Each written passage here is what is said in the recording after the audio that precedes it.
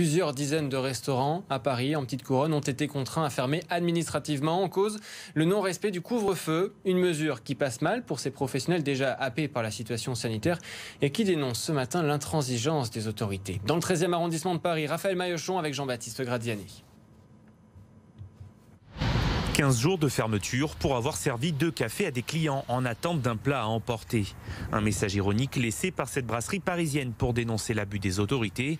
Depuis le mois de janvier, 95 restaurateurs sont passés par là. J'ai fait une table de copains il y a 10 jours. On s'était enfermé à clé. La police a toqué à la porte. Ils sont venus de manière inopinée. Tout le monde 135 € d'amende. Ils nous ont demandé de fermer tout de suite dans l'immédiat. Or, le PV de la préfecture, ils l'ont seulement reçu 48 heures après. Depuis le début de l'année, 256 fermetures temporaires ont été dénombrées par la préfecture de police. Souvent au mépris du droit, selon cet avocat. Ces fermetures n'étaient pas même précédées de la mise en demeure préalable, qui est pourtant expressément prévue par le décret qui a été pris en octobre 2020. Il y a un accroissement du caractère très contraignant et tatillon, pointilleux des contrôles. L'impression d'urgence qui veut à tout prix des fermetures nombreuses très vite.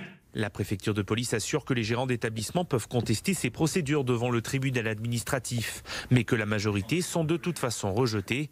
Pour Maître de Beauregard, ils sont simplement trop peu nombreux à aller jusque-là. Si toutes celles qui ont été prononcées sans mise en demeure préalable étaient toutes soumises au tribunal administratif, elles seraient toutes annulées. Plusieurs élus locaux sont montés au créneau et demandent à la préfecture de faire preuve de pédagogie. Il ne faut pas que tout soit automatique, c'est-à-dire la succession des sanctions et leur lourdeur. Et évidemment, les commerces jouent le jeu pour l'essentiel, c'est ça qu'il faut retenir.